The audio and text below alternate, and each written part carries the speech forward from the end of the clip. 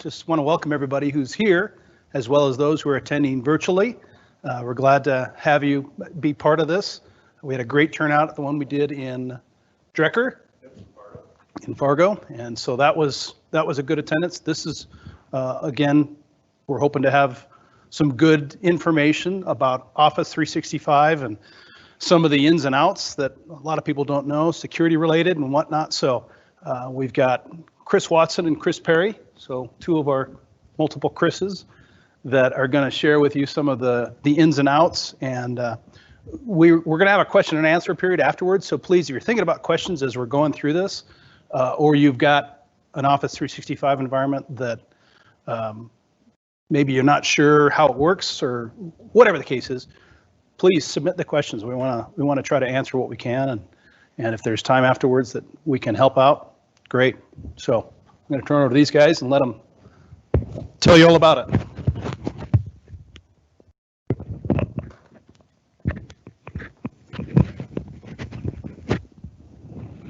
Awesome, thanks, Mike. We are here to talk about M365 Modern Workplace to the max, getting the most out of your subscription. You probably heard the Liberty Mutual commercials, pay for only what you need. Let's use what you pay for. So, instead of Limu the emu, we got Perry the platypus over here. So we are going with that. But again, we want to get, Microsoft does have some of it where you can stage it out and add-ons and stuff like that. But most of the time, if you get the right license or if you have licenses, you're not using 90% of what you have. So let's try and figure out what we can do to make sure that you're getting the most bang for your buck. Disclaimer, we are not Microsoft employees, nor did Microsoft validate any of this information, so don't take us to heart or say, tell Microsoft that we said something.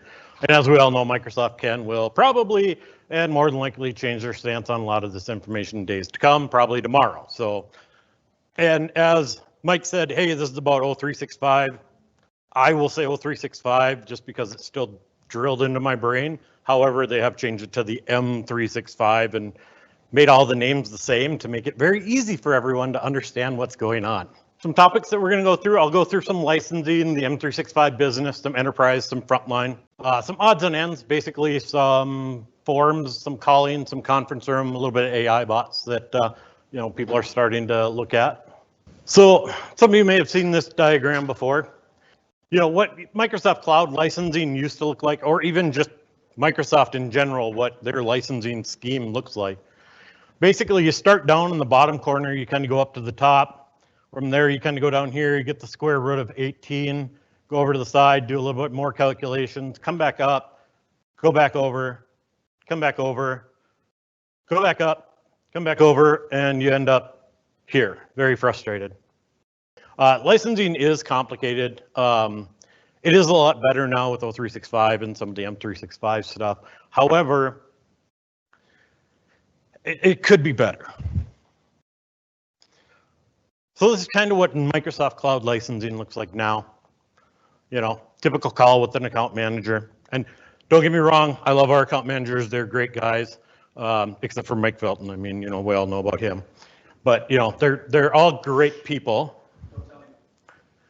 Hey, Watson, I have a customer that needs O365 licensing. What do they want? What do they need?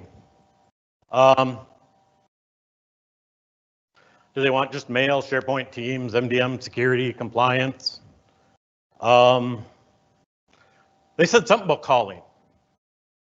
Audio conference number for Teams meetings, calling for Microsoft numbers, porting their numbers, direct routing. They said something about ATP. Oh, okay. Microsoft Defender Advanced Threat Protection, Office 365 Advanced Threat Protection, or Azure Advanced Threat Protection.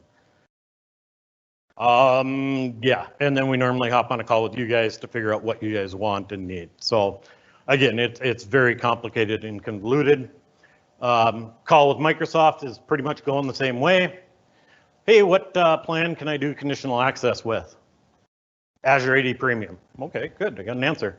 P1 or P2? P1, we think. What plans come with Azure AD Premium P1? Standalone license, we think. Does it come with the M+S E3? Yes. So again, Microsoft is in the same boat. Half of them don't know what's going on. You can talk to two different people and they will tell you two different things about licensing. So it's the same thing across the board. It just, you know, it's still convoluted of what they're doing, and their naming scheme has made it only worse. It is really confusing. Well, there's 4, no, there's 3. You know, do I need 4? Do I need 3? Do I need P1? Do I need P2? This is what Microsoft Cloud Licensing, we'd love it to look like. Does anybody know the answer? Nope. Who said it? 1? 1. So again, it's simple, kind of easy. However, you still have to kind of work through some of the stuff. So, and again, that's where we're here to kind of at least get us down to here and kind of get you into where you kind of know what's going on. Overview of licensing, again, very brief. If I were to sit here and list out everything that licensing has, you know, we'd be here forever. We're kind of taking some low-hanging fruit of some of the stuff that you probably have or would easily be able to get to kind of go to some of these other features.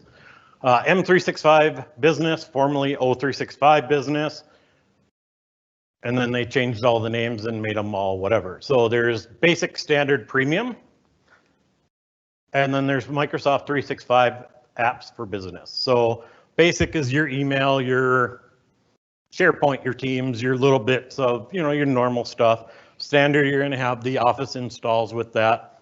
This Office install does not include RDS servers. So I know a lot of people get kind of caught on that one. And then Premium is kind of what we're going to be talking about today. A lot of the Microsoft O365 Business Premium. Pretty much anything that Perry or I will talk about going forward after some of the odds and ends stuff is going to be all on the M365 Business Premium. And then Microsoft 365 Apps for Business is basically just the apps that you can install, you know, the Word, the Office on, stuff like that. Enterprise and M365 Enterprise. So E135, kind of your E1 and your E3 is your basic and your standard. Your E5 is basically your basic, standard, and a little bit more with some of the security stuff and voice stuff. Then we go with M365 Business so that we can, you know, make that even more convoluted, E1, E3, E5. The M365 in front of any of the E's or, you know, government or academic or anything like that basically means that you're going to get Windows 10 licensing along with Enterprise Mobility plus Security. Now, if we go back to the Business Premium, that is kind of like an M365 E3, but very stripped down. There's not a lot of and that, like I said, that's what we're going to talk about today. There are some features that aren't there. It's only good for 300 users. But again, if you're a bigger enterprise, most of our bigger enterprises, you know, are using some of the M365 licensing just for the fact that they get the whole package. They don't have to deal with it. They can do security. They can do MDM. They can do a lot of different stuff with it. And then Microsoft 365 Apps for Enterprise. So you can see the business and then the enterprise. The enterprise one is the one that gets you for your RDS servers and your Citrix servers and those types of things for the Office installs. Frontline, first line, you know, they kind of been going for, you know, back and forth depending on who you ask on that one. These are for the people. I know we have a hospital here. These are your nurses. We're putting up one of the Top Golf things in Fargo, and one of the things that, you know, will be in there is like the cashiers or the cooks. Well, those are your frontline people. You know, they're probably not going to ever go to a computer, but yet we still need to communicate with them. You know, we still need some of that interaction with them. And there's Office 365 F3. So the F3 is a lot like your basic, where it's going to come with your email. The email box is like 2 gigs, so it's not a huge email box that they get. However, again, they're probably not getting daily emails. They're going to get Teams, and that's where a lot of the companies are utilizing that for, is they're using that for the communication of Teams. So they're in a group, they see that, hey, can you take my shift? Can you do this? Hey, I need you to come in early, whatever. That's where those come into place with those. And then we have Microsoft 365 F1 and F3. F1 does not come with email. It's just Teams, SharePoint, and then online viewing of Microsoft documents. And you can install Office with both the F1 and 3. However, it only on tablets. And the way Microsoft says a tablet, if the screen is less than 10.1 inches. So that's how they consider a tablet. And then these also come with the M365 also comes with some of the more security, comes with more of the MDM a little bit, and it comes with some of those items where you can also secure those, BYOD devices. Because most of the time, what are they going to do? They're going to have their cell phone. It's a 20-year-old that has their cell phone, and that's what they're used to using now. Some add-ons, voice, security, you name it. I mean, there is a ton of stuff that we can add on. One of the most popular ones that we're adding on right now is the audio conferencing for conferences that go out where you can actually have a telephone number and an extension go out when you send out an email. You'll probably notice that from our account managers when they send you an email, that's got a call-in number. That's, where those come into place. How many different products in the O365 line of items, could we order? Not counting education, nonprofit, or government. Anybody want to tailor a guess? How many different products we have? 333 line items that we can go through to order for you guys with all the add-ons. And then we have education, nonprofit, and government, which are all different and different. Some of them are different names and everything else. So yeah, it's very convoluted on our backside as well. How many different Azure line items of products can we order, not counting education, nonprofit? In other words, virtual machines, storage, all those wonderful things. Anybody got a guess on that one? 183,424 on an Excel spreadsheet when I cut out all the other stuff. So again, it's confusing for us as well as how much stuff that you guys can order, and Dynamics alone. I mean, if you've ever played with Dynamics, there's 18 different things. You get a base and then an add-on and then this other add-on, but you don't need this add-on if you got this add-on. So I mean, again, it gets a little convoluted, and we always have to keep up to date with the prices and stuff like that for you guys. Some of the odds and ends forms. We're doing a lot more with forms, and I know companies are still doing a lot more with forms coming up. We've got one company that is a lawyer that basically you go to their website and they have all their forms on there that you need to fill out before you go in and see them, and you have to download them. They're in PDF. Well, the PDF formatting isn't right, so those kind of all look hinky. Then you have to print them out, and then you have to bring them to you when you go to the lawyer. Well, why not use forms where you create all the forms and basically say, okay, and then it emails basically to the person that you need to go talk with. There's no printing out, there's no none of this, it's all right there for them and everything else. So we're doing a lot more with forms. Basically in High Point, there's time off request. If I want to submit for time off, I go into there, there's drop downs, which type of time off request. Is it personal? Is it vacation? Is it, sick time, whatever? And then, dates and kind of an explanation of what's going on. So, and then this goes right into the help desk and goes to your manager, and they all see it. And if there's a problem, they can approve it, disapprove it. New ticket request is the other one that we have in ours, where if you guys have a need, let's say you reach out to your account manager and they want you to start a ticket for some issue, they can come into here, do new ticket request, and fill out the whole form, and then it goes straight to the help desk, and that starts the ticket right there, and then the help desk goes out. Calling, got Teams? A lot of people are doing the calling. I shouldn't say a lot of people. A lot of people are looking into the calling and doing a lot with the conferencing right away. I mean, that's probably that is the first thing that people start going on. I like it because I can be on my desktop, my laptop, my phone, or a desk phone, and I can be anywhere and take a meeting. We were flying out here yesterday, and at 9 o'clock I had a kickoff call. with a customer on a project that I started on Wednesday, and I was doing it from the car, as I was, going to the airport.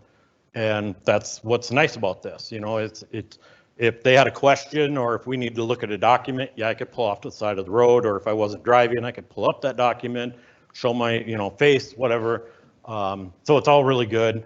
Some people also like the desk phone. Why? Because they're used to picking up something and physically holding on to it. We have a state that is starting Teams calling where there's not going to be a physical phone on any of the desks. It'll be a wired USB headset. So they basically said, we're not putting physical phones on your desk. We're buying a headset. Here you go. Okay. So types of calling, team to team. So if I want to call Chris Perry, I can call him up and do a team to team call, and that is free. That is included. I got to stop saying free or I get in trouble. It is included with Teams. So I can call someone from Teams to Teams.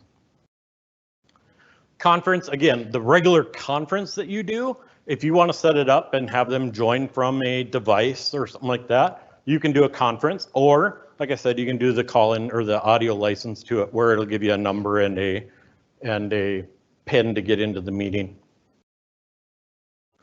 Domestic, again, dialing, whoever, whenever. Yes, you got to do 10-digit dialing. However, who dials a number anymore? I don't even know a number. Why I hit a click on a contact and okay, I dial that out. I mean, I couldn't tell you.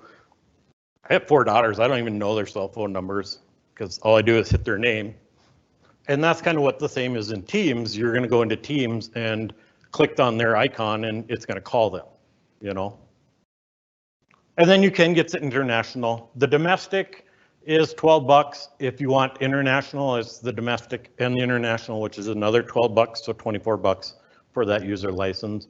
I'm not sure about the international, but everyone who has a domestic license has an 800-minute pool that everyone goes off of. So if you've got 4 people with the domestic calling, you've got 3,200 minutes. And most people, I don't know it. Most people, it's like a Teams call or it's a meeting, it's a conference, it's a, whatever. A lot of people aren't just calling people back and forth anymore because why? I'm going to send them an email, I'm going to send them a chat, I'm going to do this, Conference rooms, sizes. We have a huddle, we have a small, a medium, you get the point. Large, extra large.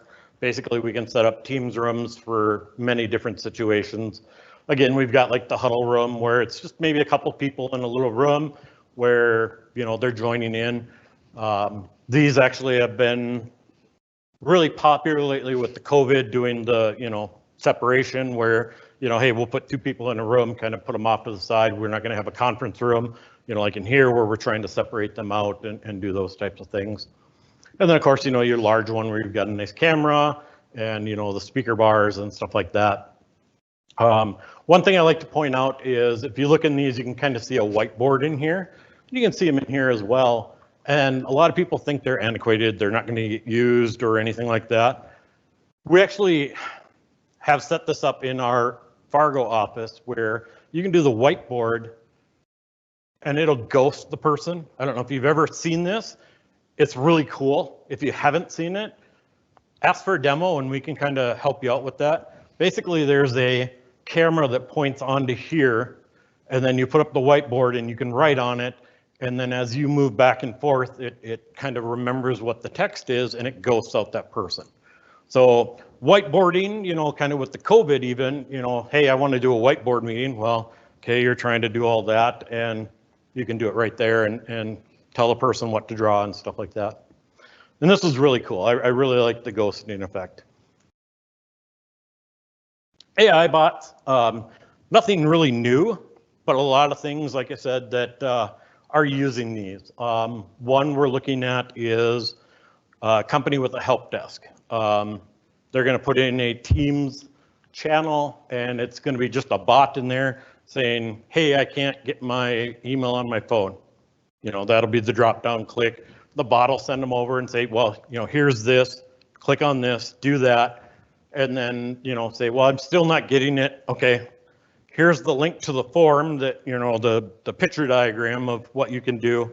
I'm still not getting it. Okay, well, we'll start a ticket for you, so that you're not sitting there trying to have an engineer constantly go through some of this stuff. So those are some of the things that, we've started working on with that. There's a lot of, things that we can do with bots that, just haven't done. One company was a warehouse, and they would go up, push a button, and it would send a keystroke back to a computer that would send tell the bot the truck is here. So it would send out an email and a Teams chat to tell the dock workers, your vehicle's here, you need to come down and unload it. Now I'm going to turn it over to Chris Perry, and he's going to go through some Intune. Thank you, Watson. So Microsoft touts with M365 that you can access data from any device at any time, and that's great for Microsoft and great for the end user, but for an admin, that's terrible to try and protect all that stuff. So Microsoft uses Intune for endpoint management. And where it really shines is with cross-platform security and simplified device management. And with the cross-platform security, you can set up consistent security policies on iOS, Android, Windows 10, and Mac devices. You can force encryption for all of those devices. With Windows 10, you can set up BitLocker policies, and with mobile devices, you can set up either app encryption or full device encryption. And you also can wipe that data from any of those devices. For the simplified admin, you get all of that in the single pane of glass that you're looking for. You don't have to use System Center to manage your Windows 10 or Jamf for your Mac or Maz 360 for your Android devices. It's all available in the one platform. You can also push apps to any of the supported Windows, Mac, iOS, or Android. And you also get Autopilot with that, which allows you to set up a no-touch deployment for end user PCs. You configure the Autopilot profiles. You can give a new machine to a end user and have them sign in for the first time, and it will get all of your security policies, all their apps, all their encryption settings without any interaction from you. So that sounds great. Now, how do you get Windows 10 computers enrolled? Well, they basically made a way for any environment. If you're a work group, domain joined using System Center, if you are using a work group, then I would highly suggest joining those machines directly to Azure AD. Now, that user needs to have an Intune license, and they can go into Settings, Access Worker School, click on Connect, and then that machine will be joined to Azure. Now, in the Azure portal, you set the MDM scope to Some or All, and then that machine will automatically enroll in Intune. If you're domain joined, there's also the manual enrollment option, which is similar to the workgroup option. You go into Settings, Access Worker School, but instead of clicking on Connect, you click on Enroll Only in Device Management. Again, it'll ask them for their email address and password, and as long as they have an Intune license, they will be enrolled. If your company is currently using SCCM, you can leverage that existing config manager environment and go co-managed with it. Now, for co-management, you do need to have Azure AD Connect running, and you need to have your computer objects synced to 365.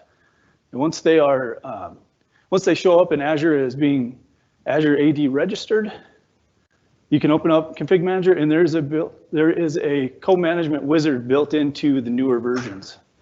And in there you can link your tenant, you can configure pilot groups, and you can set up workloads.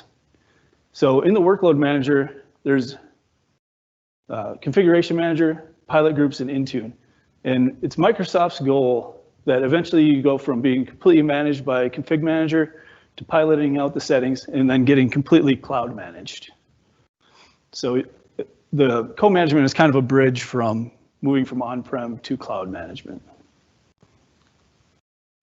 Now, if you're just a regular domain with no config manager, then we'll recommend the hybrid Azure AD join with Intune Auto Enrollment. And it's probably the most complicated way that we set up Intune management, but it's also the most common.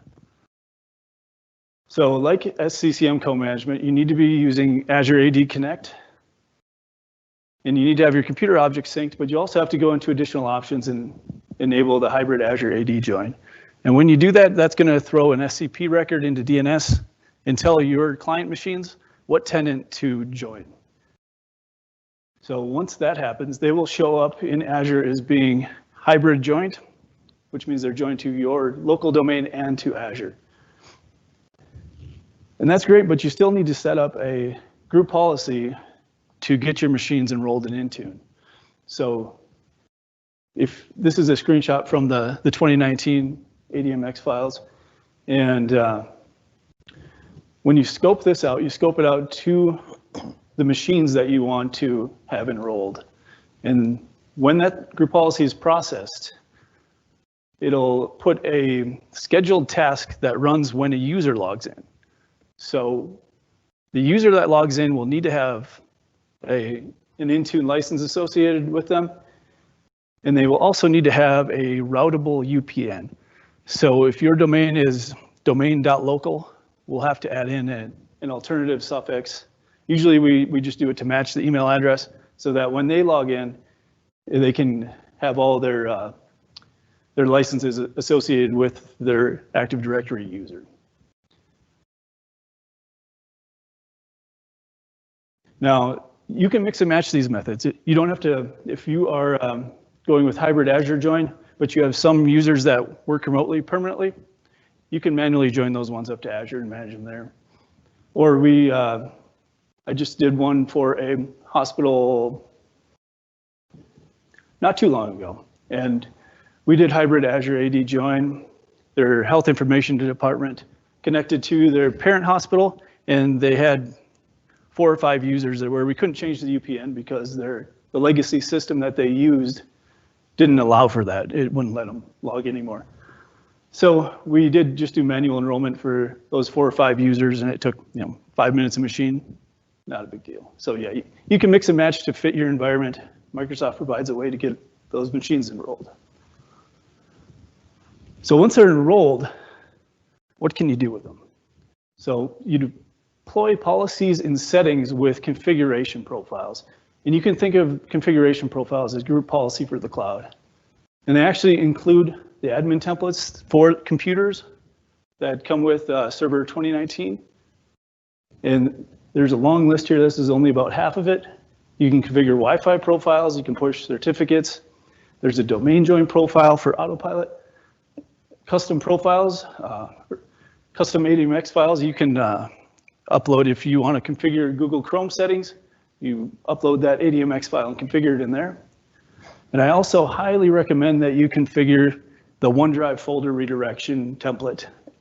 And what that does is it copies your desktop documents and pictures up to your OneDrive. With M365, you get 1 terabyte of space in your OneDrive. So why not utilize that so that everything is synced up, and then if a computer dies or you're replacing computers, you apply this settings to the new computer, and when the user logs in, all of their files get pulled back down. So simplified roaming profile. Exactly. It is similar to when you get a new phone and you sign in and all your apps and settings and everything comes across. You also can configure all the security for Windows 10. You have your antivirus. You can configure exceptions if you have software that triggers antivirus. You can do silent BitLocker encryption. You can BitLocker things. BitLocker Windows 10, have the recovery keys written into Azure or into Active Directory, whatever you specify. And it happens in the background and the users don't even know that it's happening. Firewall, you can turn it on, set firewall exceptions. You have your app guard and device guard settings, as well as compliance and conditional access settings, which we'll get into a little later. There's also app deployment. So there's 3 different kinds of apps that you can push out. If you're pushing apps right now through group policy, those MSIs are a piece of cake. You just upload the MSI, put it in the /Q so that it's quiet, assign them to the users or computers that need it, and it gets pushed out. For more complicated apps that have dependencies and they aren't available to be pushed with an MSI, Microsoft provides a tool to package those all up into Intune Win files. And you put all of the dependencies into a folder, you run a command line, and it will ask you where the folder is, what the dependencies are, and Microsoft packages them up for you. If you're using Config Manager, the setup for those Win32 is very similar. You have to set the uninstall path and detection methods and stuff like that. And you can also push out the Microsoft apps. Those are pre-built. All you have to do is assign them. And granted that there's a license for apps for business for the user, they'll get pushed out. Now, the nice thing with apps and just Intune in general is when you push those out, you don't need a connection back to your domain. You don't need to be VPN'd in. All you need is an internet connection. So if you need to update software when people are working remotely or from home, you can do that through Intune. They don't need to VPN in. The machines will check in, see that there's new apps available, and it will install them in the background. You can also do all the normal Windows 10 update settings. You know, you can set the update channel, allow drivers, block drivers. But you also have the active hours. You can also set the active hours in there. And recently we were doing this for a manufacturing company, and he was very excited that we could break out his second shift machines and set their active hours from 4 p.m. to like 2 in the morning. And so these can be assigned to different groups. You don't have to do just global policies for all of those. You can also control feature updates. So if your guys are using a mixed Windows 10 environment from 1803 to 2004, you can go in and set the version that you want to be at. So if you want everybody at 2004, you just go through the dropdown, set it at 2004, and everybody will get up to that version. And then when the new version comes out, they'll stay on that version until you choose the next version to upgrade machines. And like apps and updates, you can scope those out. So if you want to test out the next version of Windows for a pilot group of users, or if you just want to play around with it yourself, you can assign the next version to a group of machines, and it'll get pushed out and keep everybody else on the other version. Now, after a machine gets registered with Intune, this is just the general tab here. So you can see the name, the primary user, who enrolled it, the serial number, all that basic info. But you also have these options up top of retire, wipe, delete, sync, restart, fresh start, autopilot, reset. I get a lot of questions about those because they're confusing options. So retire, that means that it's going to pull the computer out of Azure, out of Intune, and remove all of the configuration profiles, all the applications. So if you have a machine that is cloud joined only, you don't want to use the retire option because you won't be able to log in unless you know the local admin password. So the retire works good for hybrid joined machines, or if you're going to allow people to enroll their home machines, that's the option you're going to want to use. Wipe brings the machine all the way back to the out-of-box experience. It's like it'll take it out of Intune, remove all the software, bring it back to the base Windows 10 that it came with on the machine, but it won't pull it out of Azure, so that machine can be re-enrolled by the end user. Delete is an option for stale machines in Intune. If you don't have a policy that will automatically delete devices out after being inactive after a certain time, you can kick them out of Intune and hit the delete button. Fresh Start is similar to Wipe, except it will also upgrade Windows to the newest version.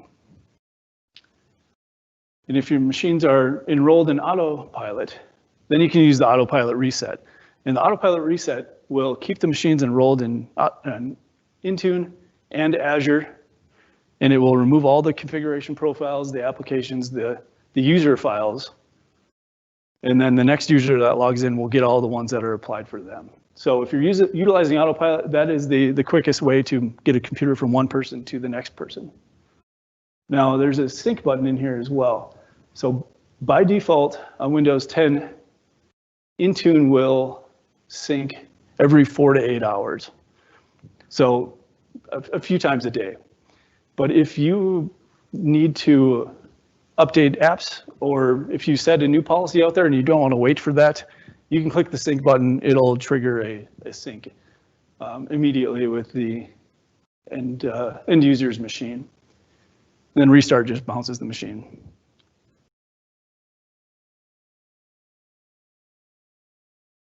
So now let's talk about Autopilot a little bit. Autopilot, Microsoft calls Autopilot modern desktop provisioning. So let's walk through this Autopilot process here a little bit. So as an IT admin, you have 2 jobs. Get your existing devices registered and configure an Autopilot profile. The Autopilot profile is the first boot settings. You know, you can set the languages, the keyboard, the time zone, everything that when you first turn on a computer, that little wizard that walks you through. And once that is done, and the machine is registered and grabs a profile, the end user, or the first boot will ask for an email address and password. And then it'll grab the profiles and their security and applications and install all that stuff in the background. Now, if you have a bunch of existing devices, there's 2 ways that you can get those registered. One is you can go around to each of them with a PowerShell command and pull out the hardware ID. It's good for testing, but if you have more than about 5 machines, it's not practical. But if you're using AAD Connect and have your machines syncing up, you can make a device group in Active Directory and target that group as Autopilot devices. And Autopilot will grab all those hardware IDs and do all the hard work for you. So all you need to do then is assign profiles.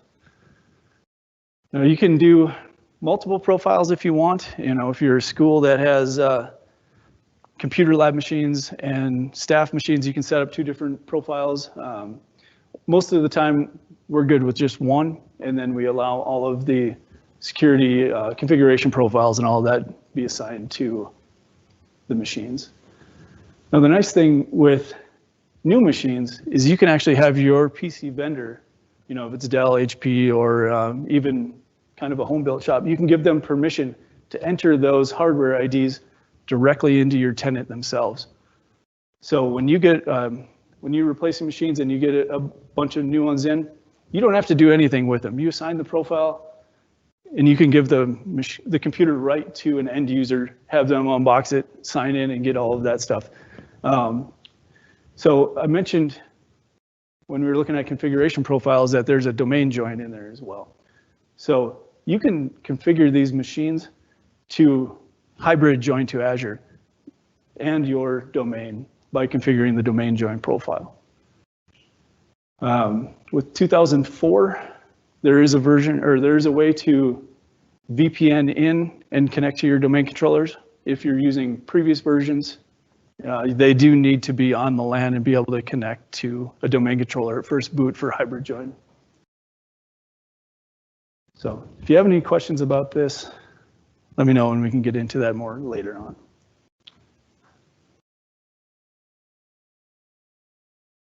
Should we quick break?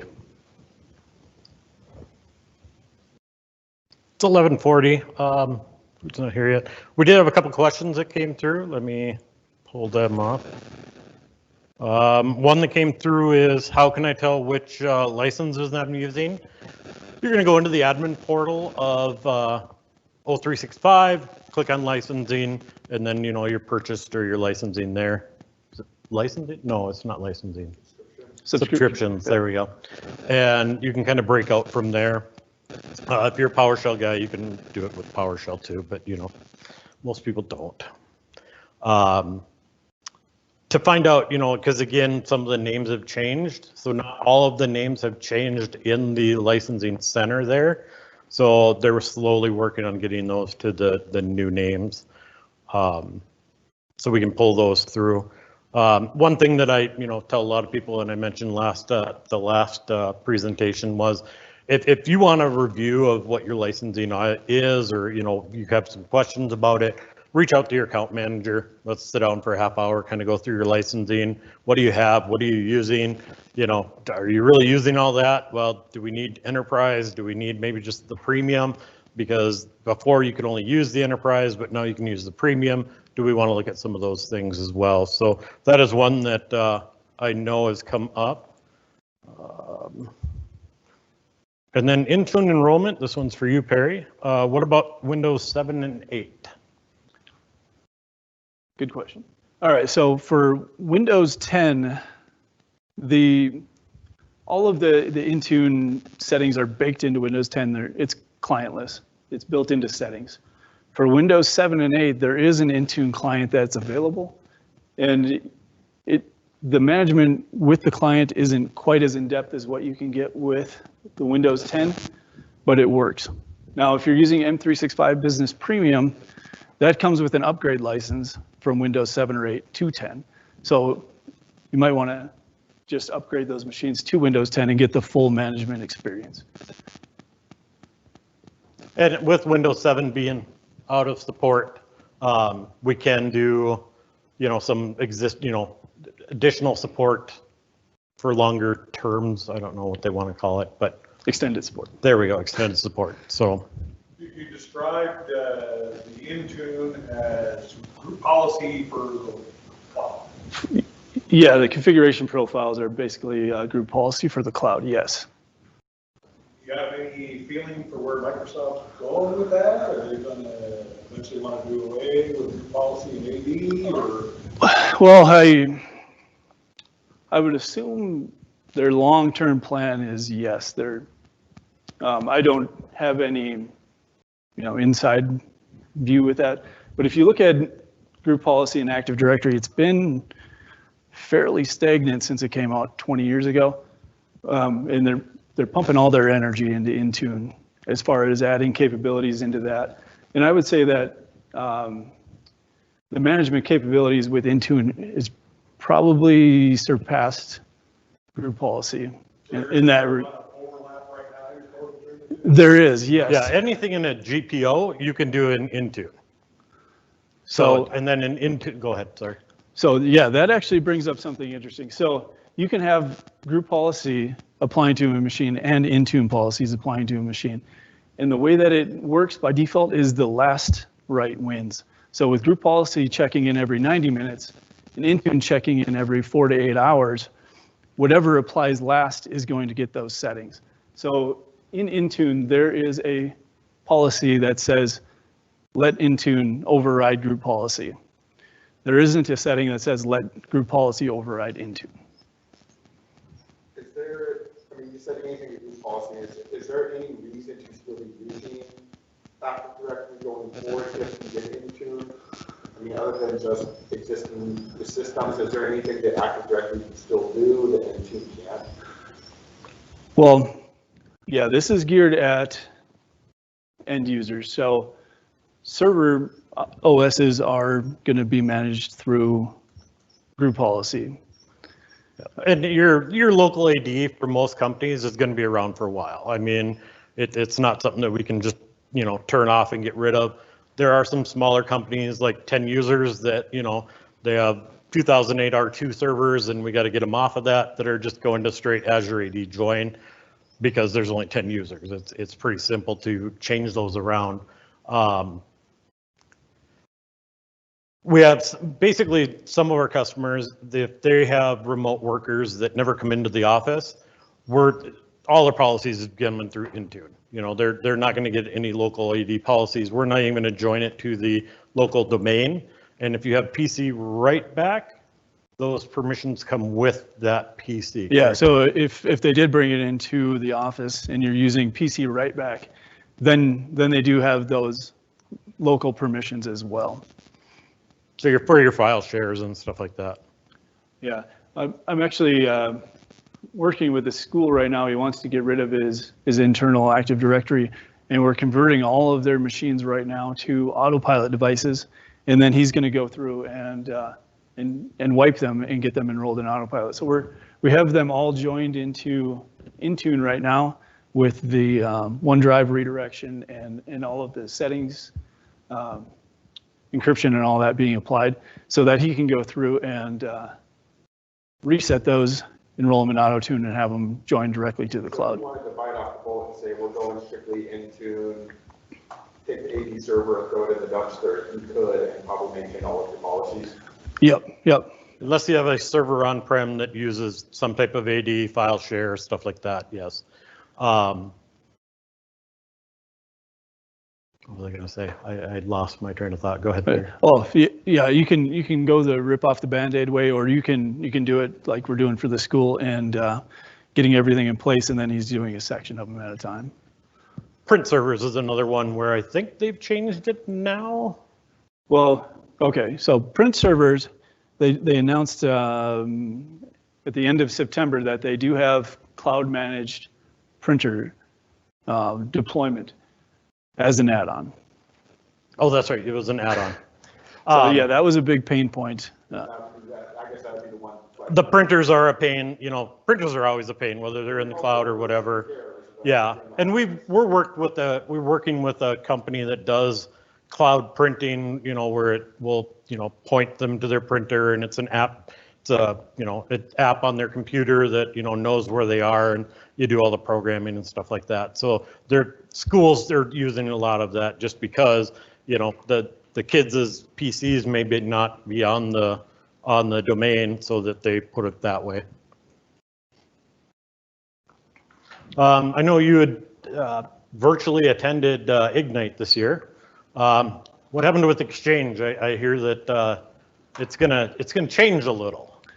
Yeah, so if you guys are running on-prem Exchange, there's one version after 2019 that's going to come out in 2021, and they're calling it vNext, and it's on-prem, but it's going to be a subscription-based product. So if you're using on-prem Exchange, you probably want to look at migration path up to 365. That vNext also has the same end-of-life date as 2019. So my guess is by the time that ends, they want everyone in email in the cloud. And I believe it's the end of 2024. Yep. So, I mean, they're pushing that way. I'm surprised they actually did the vNext. I was assuming that 2019 was going to be the last one. They've kind of said that before. And like to your thing, the local AD, are they pushing to get rid of that? Yes, they are, So we're kind of doing that, moving that way. If we said 3 years ago, can we get rid of our AD controllers? Probably not, because we didn't have all the Intune policies, stuff like that. Whereas now going forward, we have a new company, like I said, the one that's doing like a Top Golf thing, where they're doing it all Azure. I mean, it's all Azure enrolled. It's all Azure group policy. It's going to be all basically in the cloud. There's no server on-prem at that point. But again, now they're dealing with frontline workers and the logins and stuff like that. How about the hybrid servers for in between? Do we still need those? So with hybrid servers, the answer is yes, you still need them if you're using AD Connect if you want to remain supported. The Microsoft still hasn't provided a way to remove the last AD or last Exchange server from the environment when you're using AD Connect without breaking all of those attributes. So hopefully soon they will provide a migration where we can get rid of those hybrid servers on-prem. Hopefully like an AD Connect upgrade or something where it's all tied into there. Right, yeah. Any other questions? For licensing for Intune, so is it per device or per user? Everything's per user now. So again, that's what I assume, because it's all per user. So when they first log in, you register the computer, but it checks the login to see if they have Intune. Correct. Right, yep.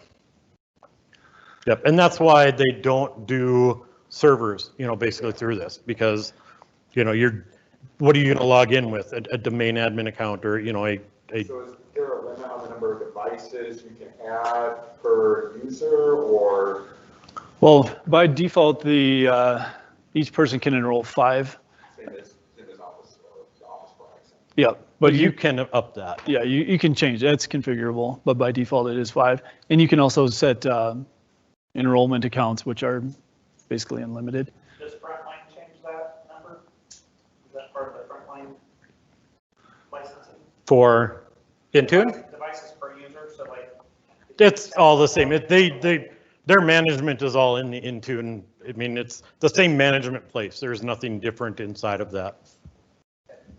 So two people are enrolled in the same device, they buy their login, right, they get their subscription, and now they have different policies. Can you do that on the same device? Yep, just like a group policy, on a domain.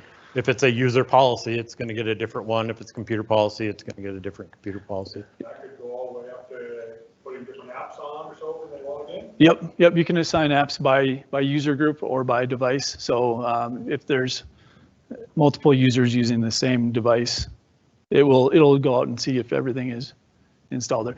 Now, the apps, some are installed device-wide and some are installed in the user space. So, if you have a device-wide install, it's going to show up for that user, for the secondary user, even if it isn't assigned to them. But they might not be able to start it. Well, if it's an app that they need a license for, then yes, it'll make them try to sign in, and if they don't have it, it won't work. 2 more questions that came in for Exchange on-prem. How is the hybrid requirements changing for like 2019 and vNext? vNext and 2019 does not give you the free hybrid license to put in that hybrid server, so we're still looking at 2016. That is why we're hoping that, within the next couple of years, as 2016 goes end of life, we will have a way to manage those types of things. So, I mean, as of right now, we're all in limbo with 2016 going, this is where we're at. If AD is moving to the cloud, what happens if you lose an internet connection? The credentials will cache just like a local machine on a domain, correct? Yes. To log in. Yep. So you can still log in. Again, you can still log in. Your Office will still work because it gets a token and stuff like that, obviously, but beyond that, you're not going to be able to do anything much more because of where you're at with that. So now we talked about Windows 10 management with Intune. We're going to talk about mobile device management now. So Intune management is built into Windows 10, but because Windows mobile phones did not survive the cut, we need to install a client on iOS and Android. And that client is called the Company Portal app. And that is used on BYOD devices and corporately owned devices. So on bring your own devices, you install the Company Portal app, and what happens is the corporate data is sandboxed. It doesn't, you can't protect, or you can't manage any apps that you don't specify. So in general, you're going to want to say that you're doing the Microsoft suite of products and anything else that you use internally as a organization. Now you do only protect the corporate data, and with that, you can encrypt that data and even set an app password on just the data. You won't set a PIN on the phone, but if they don't have a PIN on their phone, you can set a PIN on the apps themselves. You can control where data is saved. If you want to push everybody to save in OneDrive or SharePoint, you can do that. You can also restrict cut, copy, and paste to only protected apps. Now, a lot of times we'll do paste in, where if somebody has they can paste from the browser into a Word document, but they can't paste out of a Word document into a text message. A little message pops up that says your information cannot be pasted here. And then on BYOD devices, on those, you only wipe the company data, the protected apps themselves. You're not going to go in and wipe the whole user's phone. It'll be email and anything else that they're signed into in the cloud. Any apps that you specify. That's a little bit different for corporately owned devices. When a device is set as corporately owned, you can set full device security on there. You can choose to have the full device encrypted. You can set the PIN options. You can disable face unlock. And you can also restrict the apps that are going to be installed. You can either say that only these apps can be installed, or if you want to, just block TikTok, you can restrict that one as well. Can we get that on my daughter's phone?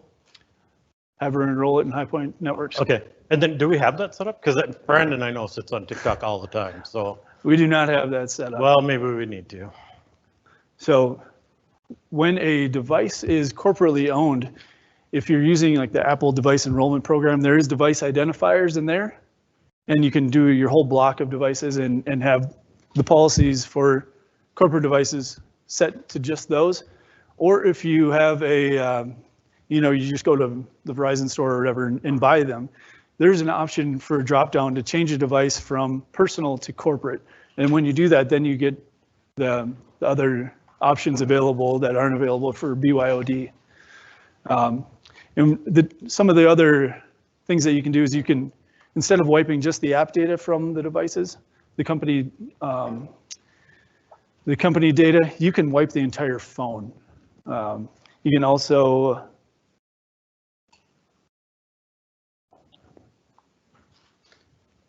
So can you see what kind of browsing history I'm going to or any of that stuff? No, that's the same for BYOD devices and corporately owned devices. You can't see internet history, photos, text messages, device location. So people's personal data is still kept personal. When a device is corporately owned, you can see who's logged into it and what apps they have installed, even the unmanaged ones. On BYOD, you can only see if they have managed apps installed. So if they've got a phone, let's say I take my phone and I put it in the company portal, it defaults to BYOD. Correct, yep. And then if you had company owned, you'd have to go in and change it in there. Yep. Unless you have the registration numbers. Right, yeah. And when you change that, a big pop-up comes up on the screen saying, are you sure you want to make this corporately owned? Because you can do more stuff to it. And we do have companies that have a mix of corporately owned and BYOD, and they choose to use the BYOD policies even on their corporately owned devices just because they don't have extensive security. They just want to keep the data safe.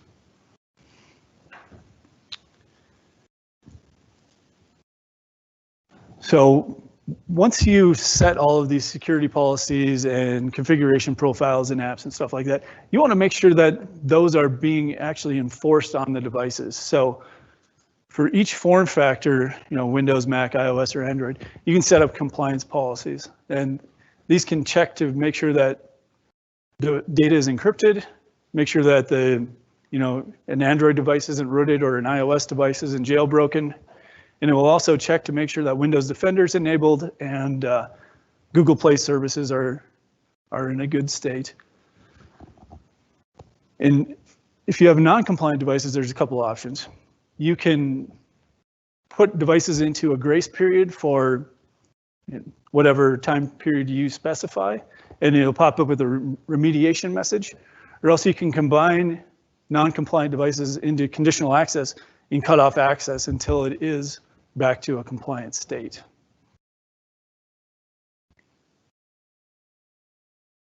Turn it back over to Watson. So again, we've been talking a lot about, Intune, Autopilot, and those types of things.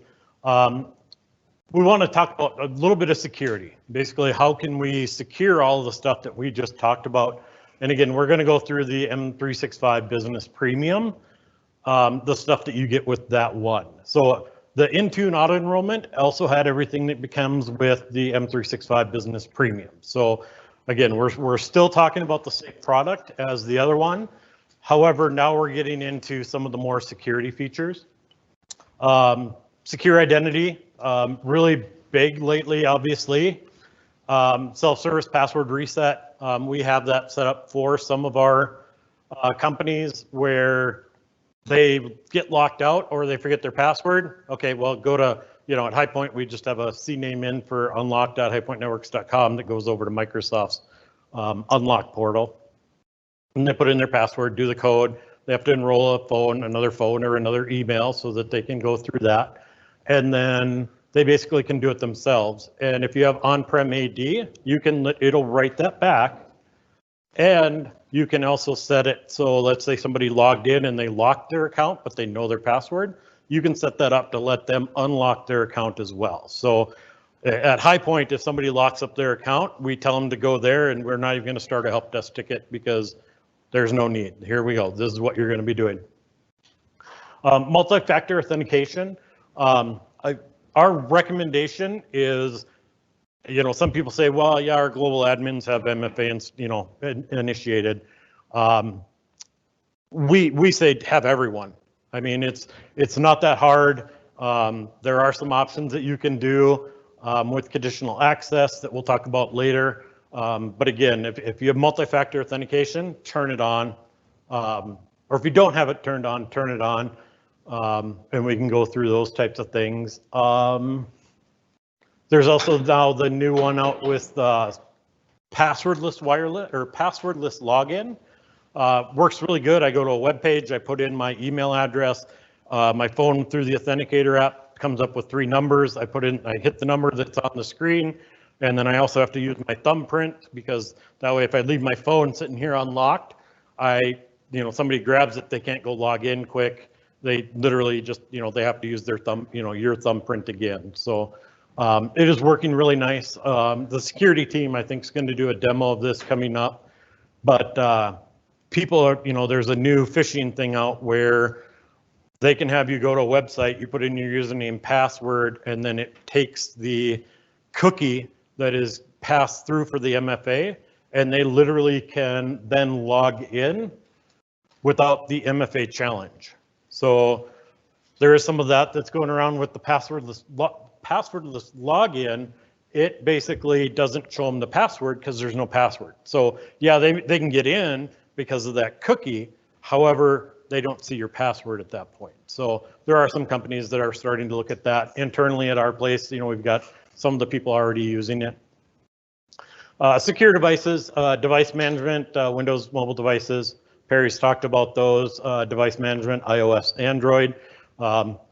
Wish we could say, Windows Phone, but, I had to get rid of mine. The restrict copy, paste to personal apps and storage, save only to OneDrive for business. So secure email is another one that you're going to get with it, with the advanced threat protection. People go, hey, is that good enough if I just have this? Yes and no. Okay.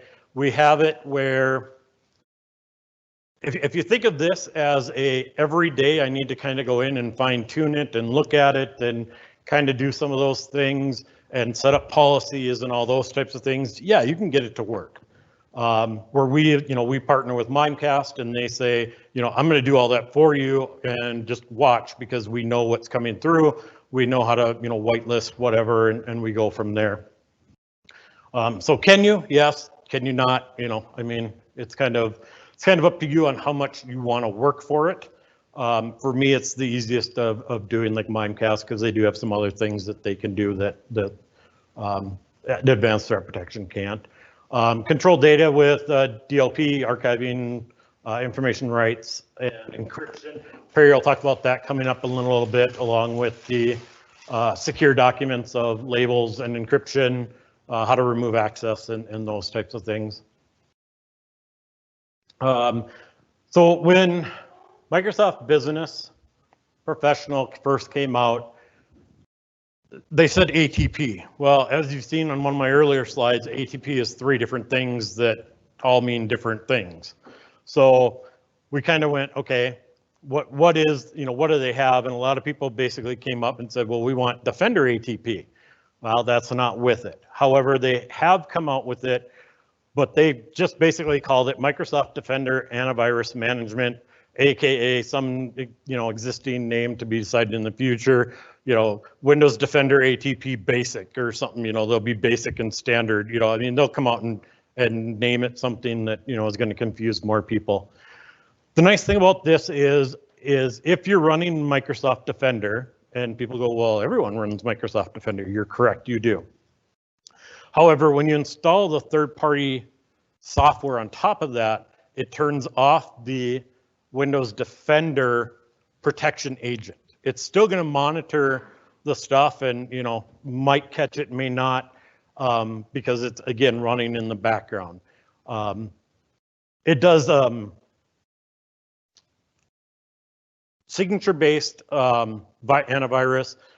We do like to look at like the holistic, you know, type things where we use Cylance at our place, and you know, we kind of talk about Cylance more and more with you guys, and that's where we kind of like it because it takes care of that next gen type of things and those type, you know, that. Does anybody know what the difference between Microsoft Defender and Microsoft Defender Advanced Threat Protection, ATP, is?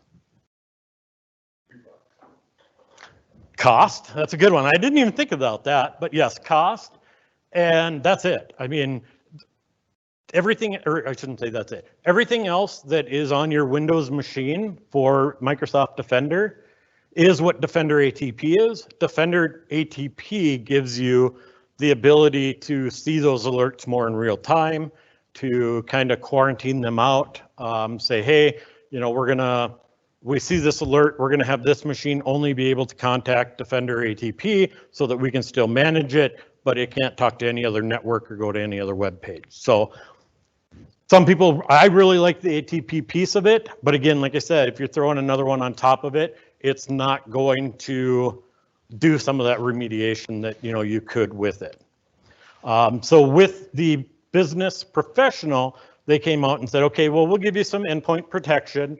And again, it's on the home screen and it'll list out the things and give you some basic information of, you know, the name, the protection status, those types of things, you know, what, you know, it needs to be rebooted, you know, all that stuff. Are the updates, you know, antivirus updates, you know, up to date? Do they need to be refreshed?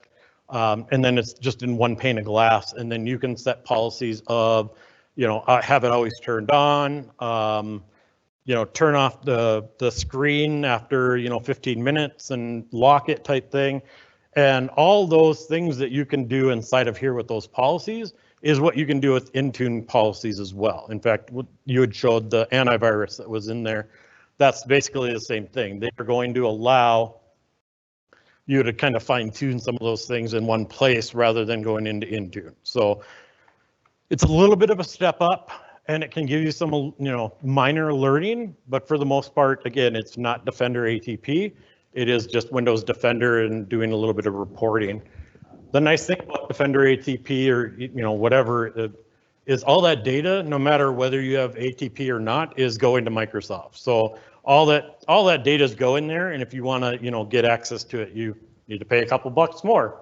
Hey, Watson. So yeah, Watson said that in the Intune settings, you can set up the antivirus settings.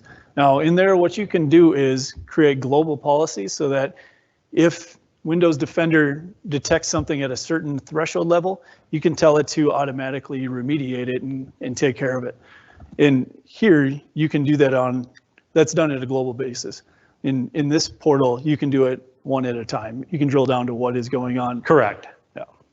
There's no automation with it. You're kind of having to go through it. Right. Office 365 Cloud App Security, not to be confused with Microsoft Cloud App Security. Look at that, isn't that great? Getting a little extra names in there. So Office 365 Cloud App Security is what comes with the business premium. So it is, you're going to be able to get some templates, some reporting on it. The Microsoft Cloud App Security is, again, just like the Defender ATP, it's one step up. It basically, the one step, I'll start with the one step up and then come down and tell you, you know, what this has, is the one step up will monitor everything that they are doing on their computer. So we deployed this for a company and we're showing them the report and the guy chuckles and I'm like, okay, let me in on the joke. What's the chuckle for? He says, that person there, we just fired her. Oh, the one that's been watching Netflix every day and has like 12 gig of data coming down to him? Yeah, I wonder why she got fired, and now they had proof to kind of go with that. So there are some ways that you can block some websites or different basis of websites, like a firewall protection. And again, all that data that's is on your PC is going up to Microsoft. This just basically allows it. Now with the 365, you're getting just Azure O365 reporting, or in other words, logins. Some stuff on documents and those types of things. Some of the nice ones that are that you can set up, impossible travel. If you, let's say I log in here and 10 minutes later I log in California, obviously I can't make it there in 10 minutes, so it's going to do an impossible travel. Now with some of that, you have to do some modifications with that, because what happens with the East Coast company that uses a West Coast data center, and they log into their computer and then it logs in through RDP to a terminal server on the West Coast side. Well, that's where you kind of need to be a little bit of those. In fact, while I was fielding questions, I got my alert that said, hey, there was an unusual amount of deletion. So somebody went into their OneDrive or SharePoint and deleted out more than 15 items. And that 15 items can be set differently. And those alerts are kind of nice, because what does a person do when just before they quit, they delete everything, or they try and, remove everything or download everything, copy it down. You can set up those alerts within the Office 365 Cloud App Security to give you those alerts.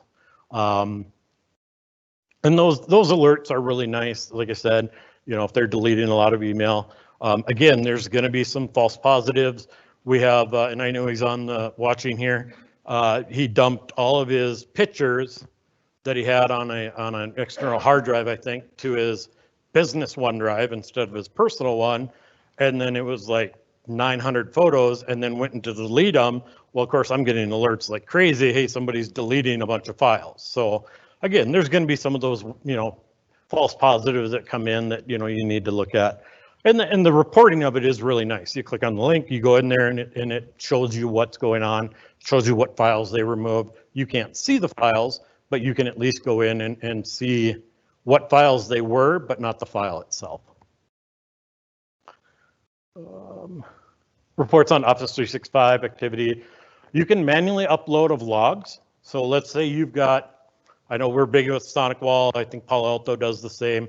You can export a report out or have it go to a log file. You can take those logs from your firewall, ingest it into Cloud App Security, and see what those users are doing.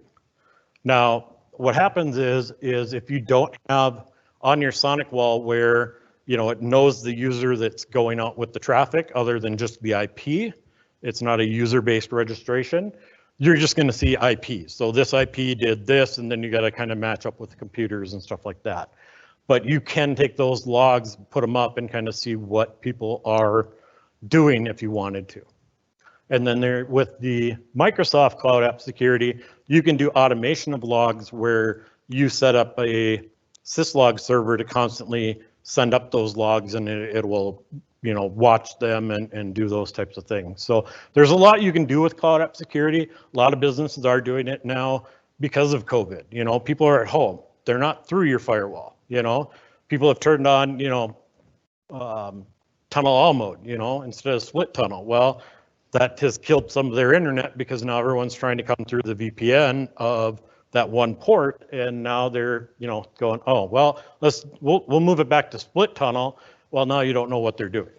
So this kind of gives you that idea of what they're doing, how they're doing it, and how much they're doing it. If somebody's using Dropbox, because that's one of those that you can add in here with the Microsoft Cloud App Security. Let's say they put 10 gig up in their Dropbox from their computer. What are they putting up there? Why? We can put a stop to that basically at that point. We can say, hey, if they're a company computer or they're accessing company data, they can't do anything with Dropbox or some of those. So that's kind of nice. Like I said, with the basic, you're going to get some of the nice reporting, which is good. And then if you want, you can upgrade it to get some more of the, I'm not going to say better, but more holistic view of what's going on inside their computers. There's 72 default policies that you can set reporting on. Basically, the impossible travel, the multiple downloads, the multiple deletions, those types of things. And there's 42 custom templates that you can build reports from. So, you know, it may be, I want to watch this user and just this one policy, and you can set that up. So it's like a targeted group policy, basically, is in that template that you can do. And I'm going to turn this over to Chris Perry. He's going to talk about some conditional access. Yeah, so conditional access is kind of if-then settings for getting access to your company data. So first it's going to figure out the access conditions. And those are you a member of a group? Where are you signing in from? What are you going through the web or a full client? Is the device compliant? And then once it figures that out, these are the actions: allow block, require MFA, or require enrollment.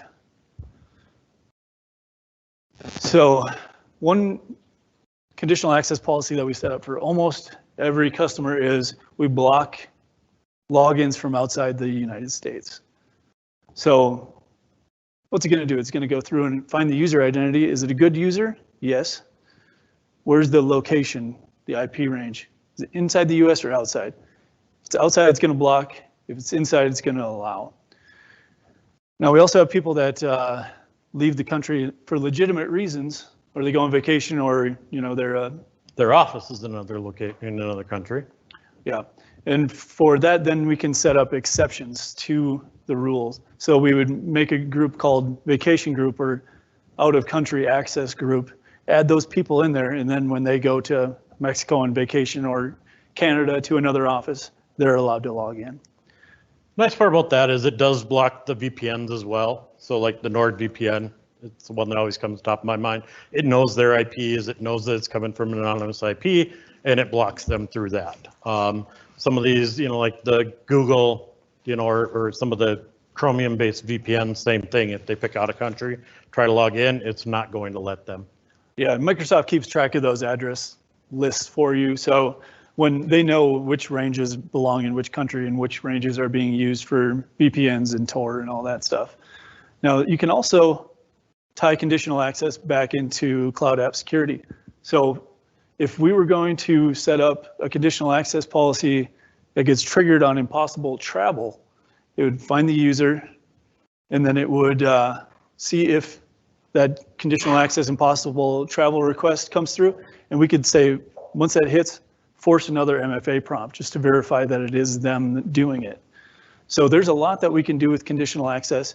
We also, if you're going to set up managed phones, we will set that up so that, sure, you can log in to your email using the built-in mail client on your phone, but once you get logged in, it's going to say this device needs to be managed before you get access, and then you'll get a link to enroll and download the company portal app. So there's a lot of stuff we can do with conditional access to protect your data from unauthorized attempts. One nice thing about the conditional access is, and like I was mentioning with the MFA, a lot of people are doing this where, hey, I know my external IP for my company range, you know, is this. Everyone's coming out that IP. I can say if they're coming out that IP, don't make them MFA. They're inside the office, or they're inside the office on a company device. Don't make them MFA, because we know that they're in the building, they're on everything, and they've logged in. So there are some different things that you can do with those. One thing I was going to ask, Perry, can you do this like for different users? Like we all know the pesky CEOs and all those, like, you know, they don't, I don't want to do that, but we want to be secure, so get everybody else doing it. Can you exclude some of those people?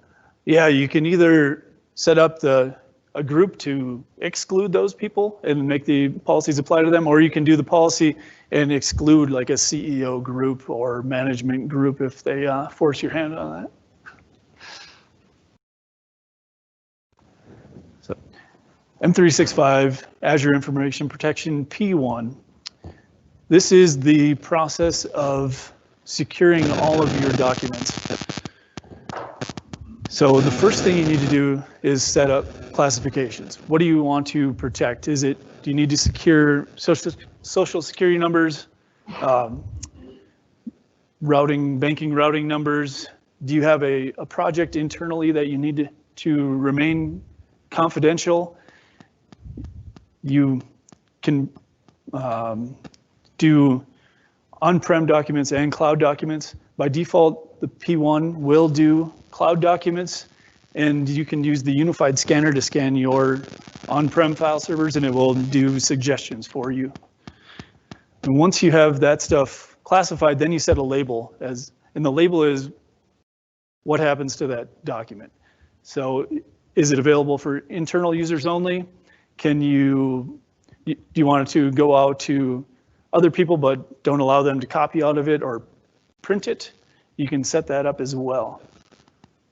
So once a document gets a label assigned to it, this is just a Word document with a confidential all employee label on it. So anybody at High Point Networks can open this document and basically do whatever they want to it. Anybody that is outside the network or that doesn't have a High Point Networks email address won't have access to it. They can log in and it'll say it's not available for you. And then if you click on the View Permissions button of that, you can see all of the settings that you can assign to labels. View, yes. If you want to disable copy, disable print, you can even disable save or export on it, and then it's just a view only thing. You can't do anything with it. So you can also set up email rules for outbound, where if it has that tag on it, you can set it to go out encrypted and make the other person sign into it. And that was the access control policy enforcement. I'm the owner of this document, so I can track the document. And you go to portal.azurerms.com and you can see all of the documents that you are the owner of that have tags applied to them. And you can actually see what's going on with the document itself. So we have 6 people that have viewed this, all High Point Networks people, and then a bunch of our demo test accounts. We can see when it was viewed last, and I can revoke access to anyone that has this document. And it'll just, when they try to open it up, it'll have them sign in. It says your access has been revoked.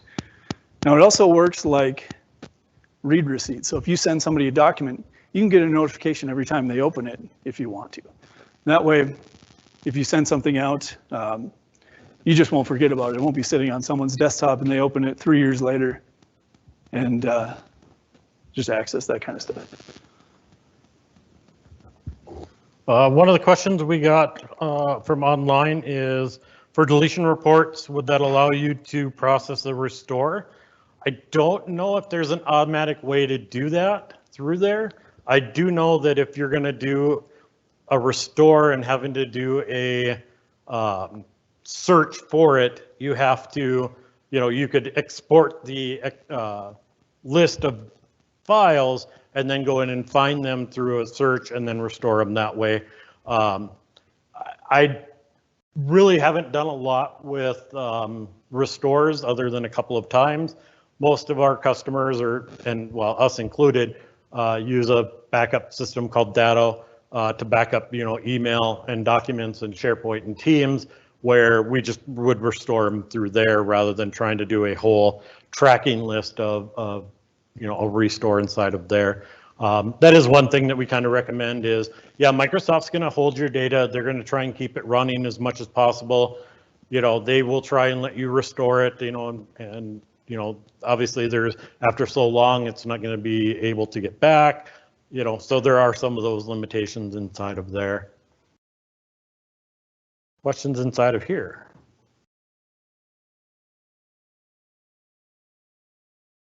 Alex, any more online? Okay.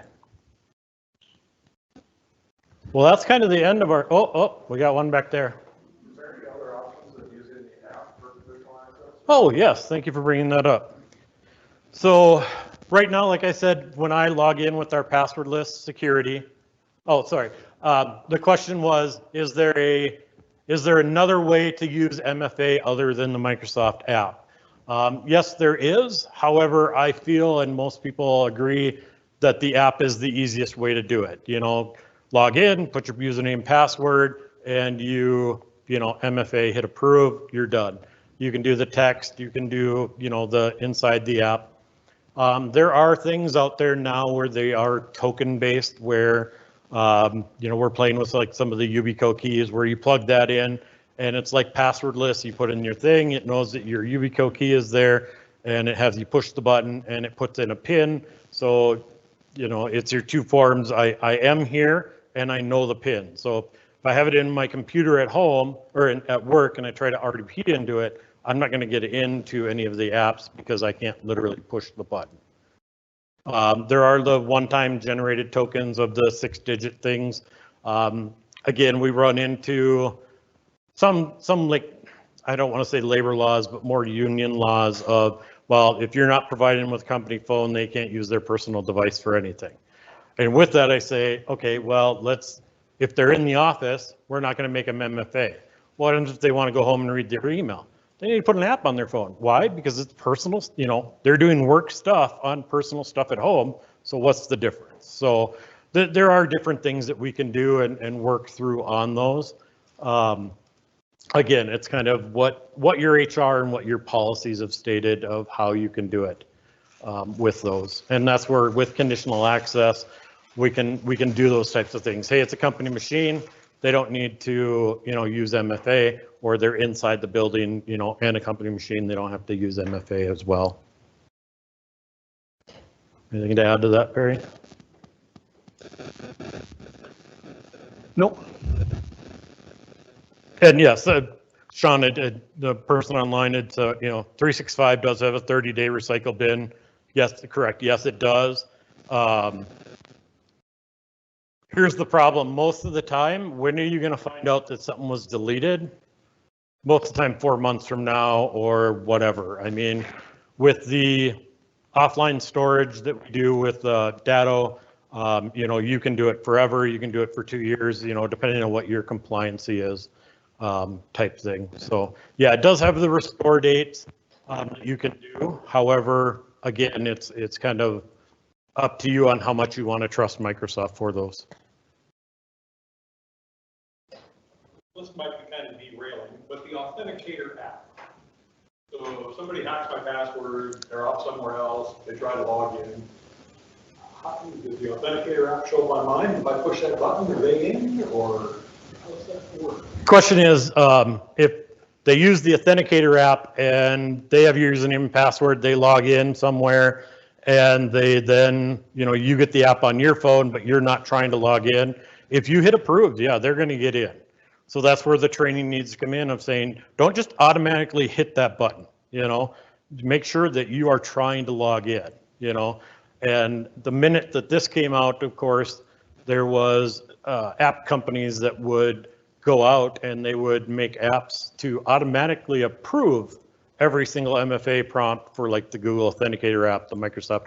And again, I mean, there's ways around everything. I mean, there's nothing, you know, there's ways that you can get around that with, you know, like I said, the plug-in key, or, you know, MFA would, you know, they're only allowed to log in from, you know, a company machine, where again, that would, you know, block those types of things. Well, and that's also the reason that Microsoft came out with the 3-number prompt for the Authenticator app. 'Cause then you have to, you know, instead of just getting conditioned to push approve all the time, you have to actually think about which number shows up on screen, why it's asking you for a number. So that was kind of their way to stop having people just click approve on random MFA prompts. And they are going more and more with the passwordless. It is growing with companies more and more, whether it's the Yubico key or, you know, the Authenticator app, where again, that person doesn't need to know their password as much. There are some companies where the person comes in, they get hired, they have a big long, you know, string of password that they don't even know, but they use the single sign-on key that they're given for that token, whether for their phone, for the company portal, or whatever, their computer that's Azure joined, and that's all they don't know their password. There is no phishing attack. You know, there's no reason for them to know their password at that point. So Department of Security has some of that with some of their employees and those types of things. So they are going with some of those.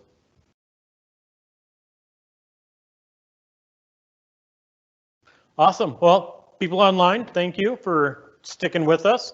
You guys, thank you for enjoying it. You know, a beautiful day. It's not snowing like it was last week, at least. It's a little colder, and I wish Mike would have, you know, taken care of that for us.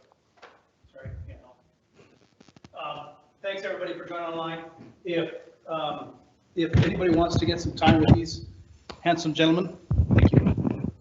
Just let me or Damon or your account manager know, and we can get some time set up to go over some of these things, because I know there was a lot of information here, and there's probably a lot deeper that you guys could have gotten, but. We could make this an all-day thing, but nobody wants to sit in here all day listening to us. So reach out to us. We can get some time on our schedule. Mark? No. Get some time on their schedule and just kind of go over this a little bit more in depth and kind of tailor it to your environment. So reach out to us. So other than that, that's it. Awesome. Thanks everybody for attending virtually and locally. Thank you. Thank you.